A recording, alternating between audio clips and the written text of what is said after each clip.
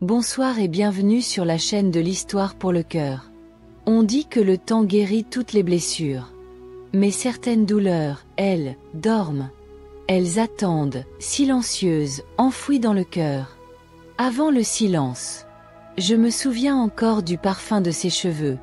C'était un mélange de lavande et de vanille. Une senteur douce qui m'enveloppait chaque fois qu'elle me prenait dans ses bras. Ma mère, c'était mon refuge, mon repère. La seule personne qui savait me calmer d'un simple regard. Elle n'était pas parfaite, mais à mes yeux, elle représentait tout. Je devais avoir 8 ans quand elle a commencé à disparaître, un peu plus chaque jour. Pas physiquement, non, mais dans ses pensées. Ses silences devenaient plus longs, son regard plus lointain. Elle passait des heures dans la cuisine à fixer la fenêtre, oubliant parfois que le repas brûlait. Moi, je faisais semblant de ne rien voir. J'étais une enfant, et les enfants croient que tout est éternel. Même la présence d'une mère. Il y avait des jours lumineux, pourtant. Comme ce matin où elle m'avait réveillé plus tôt pour aller voir le lever du soleil. On s'était assis sur le petit balcon, enroulé dans une couverture, buvant un chocolat chaud trop sucré. Elle m'avait dit « Souviens-toi toujours que même quand je ne suis pas là, le soleil se lèvera pour toi. » Je n'avais pas compris à l'époque. Mais aujourd'hui, chaque mot résonne. Puis, un jour, elle n'est pas rentrée. Pas d'adieu, pas de lettre, pas de message. Juste une absence cruelle et soudaine, comme si elle s'était évaporée. On a fouillé, on a crié son nom, on a prié. La police a classé l'affaire comme une disparition volontaire. Moi, je ne voulais pas y croire. J'avais 12 ans. Et ce jour-là, j'ai cessé de grandir en confiance. Quelque chose s'est figé en moi. Les années sans elle. Les jours ont passé, puis les mois. Et bientôt, les années ont commencé à s'empiler comme des pierres lourdes sur ma poitrine. Au début, je guettais le bruit de la porte tous les soirs. J'imaginais qu'elle entrerait, les bras chargés de sacs, avec cette expression désolée mais tendre, comme si tout cela n'était qu'un malentendu. Chaque voiture qui ralentissait dans la rue me faisait courir à la fenêtre. Chaque inconnu croisé dans la rue me faisait battre le cœur plus vite, un instant, avant que la réalité ne m'écrase à nouveau. Mon père, lui, s'est enfermé dans un silence dur. Il ne pleurait pas. Il ne parlait presque plus. Il avait perdu son amour, et peut-être aussi une partie de lui-même. On vivait dans une maison qui ressemblait à un musée. Tout y était figé, comme si bouger ou rire devenait une trahison envers son absence. À l'école, les autres enfants murmuraient dans mon dos. Elle a été abandonnée. Sa mère est partie avec un autre homme. Elle ne voulait plus d'elle. Je faisais semblant de ne pas entendre. Mais ces mots m'ont sculpté de l'intérieur. Je suis devenue discrète, presque invisible. Je ne voulais plus qu'on me regarde. J'étais l'enfant sans mère, la fille laissée derrière. À l'adolescence, j'ai appris à ne plus pleurer. À porter un masque solide. Je me suis accrochée aux livres, à l'écriture, à la musique. Tout ce qui me permettait de fuir un peu. J'inventais des histoires où les mères revenaient, où elles expliquaient, où elles demandaient pardon. Et je les relisais en silence, dans ma chambre, à la lueur d'une veilleuse fatiguée. J'ai grandi, malgré tout. J'ai quitté la maison, trouvé un petit studio, commencé des études. Mais dans chaque anniversaire, dans chaque réussite, il y avait une absence qui faisait plus de bruit que les applaudissements. Et puis, il y a eu cet appel.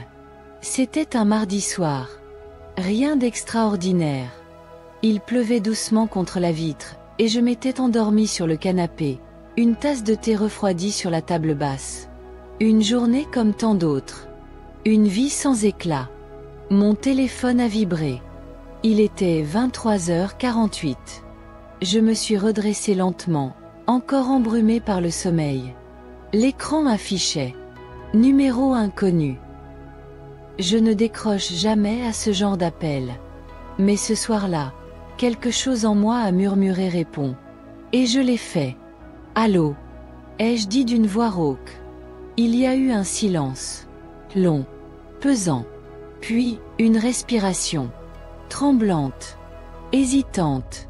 Et une voix, faible, brisée, mais que mon cœur a reconnue avant même mon esprit. Ma chérie, c'est moi. Le monde s'est arrêté. Tout ce que je croyais éteint s'est rallumé d'un coup. La voix, le timbre, cette façon de prononcer ma chérie comme si c'était une prière. Je suis restée figée, incapable de parler. Mon souffle était coincé entre mes lèvres. Mon cœur battait trop vite. Je sais que j'ai disparu, que je t'ai fait du mal. Mais je suis vivante. Et je veux te parler. Si tu le permets. J'ai senti mes jambes se dérober.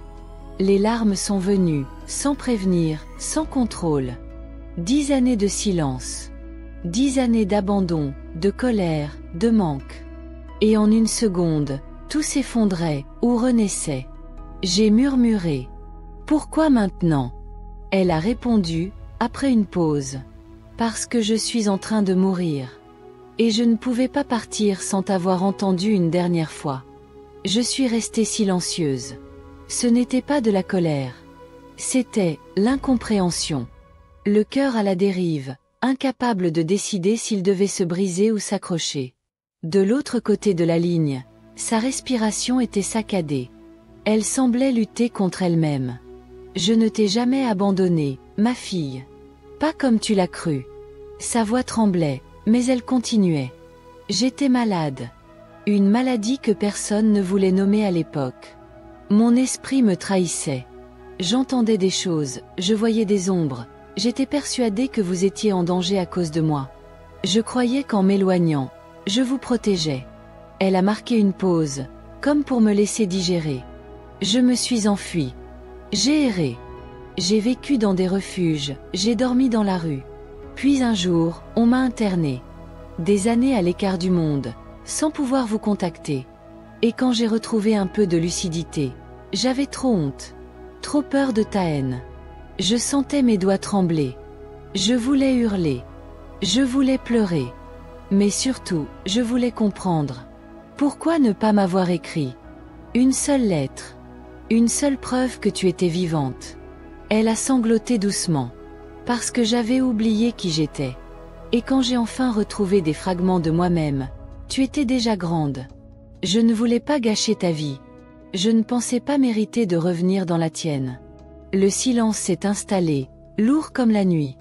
Et pourtant, au fond de moi, je savais qu'elle disait la vérité. Pas parce qu'elle cherchait à se justifier.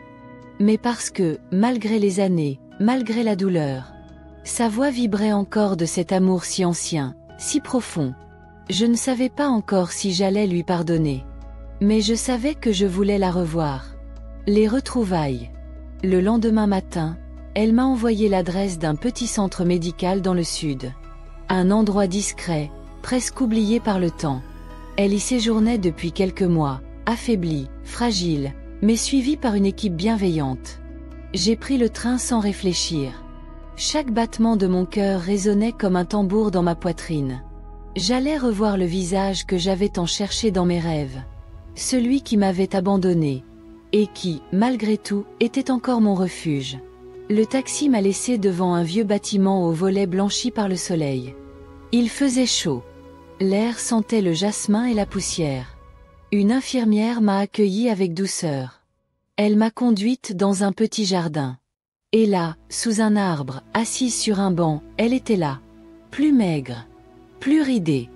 Mais c'était elle. Je suis restée debout quelques secondes. Le temps s'était figé. Elle a levé les yeux. Et dans ce regard fatigué, il y avait la même lumière qu'autrefois. Cette lumière douce. Celle qui me disait tu n'es pas seule. Elle a murmuré mon prénom. Et sa voix s'est brisée. Je me suis approchée. Lentement. Je ne savais pas si j'allais l'embrasser ou la repousser. Mais mes bras ont agi avant ma tête. Je me suis effondrée contre elle. On a pleuré. Longtemps. Sans mots. Juste deux cœurs brisés qui tentaient de se recoller. Elle m'a caressé les cheveux comme avant.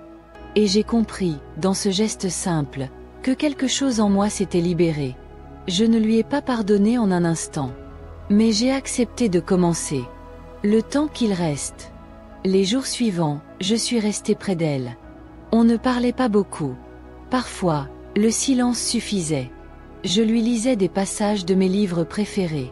Elle souriait doucement, parfois les yeux fermés, comme si le son de ma voix la berçait. Un matin, elle m'a tendu une boîte en bois. À l'intérieur, il y avait de vieilles photos, un collier cassé, et une lettre écrite d'une main tremblante. Si tu lis ceci, c'est que j'ai eu le courage de revenir vers toi. Pardon pour le vide. Pour les nuits sans réponse. Pour les anniversaires manqués. Je ne peux pas effacer le passé, mais je t'aime avec tout ce qu'il me reste. Je n'ai pas pu retenir mes larmes. Elle, non plus. Chaque moment passé ensemble avait un goût de dernière chance. Je savais qu'elle était en fin de vie. Mais, pour la première fois depuis 10 ans, je n'étais plus seule. On a reparlé du passé, un peu. Des regrets, des silences. Mais aussi des souvenirs heureux, des petits éclats de lumière qu'aucune absence n'avait pu éteindre. Puis, un soir, alors que je lui tenais la main, elle a chuchoté. Merci d'avoir répondu au téléphone. Elle a fermé les yeux, dans un souffle paisible. Et cette fois, elle n'est pas partie dans le silence. Elle est partie dans mes bras. Aujourd'hui encore, j'entends parfois sa voix dans le vent. Pas comme un fantôme, mais comme une mémoire douce. Je lui parle. Je lui raconte mes journées. Je lui dis ce que j'aurais voulu lui dire à mes 12 ans. Et surtout, je la remercie. Pas pour être partie, mais pour avoir eu le courage de revenir.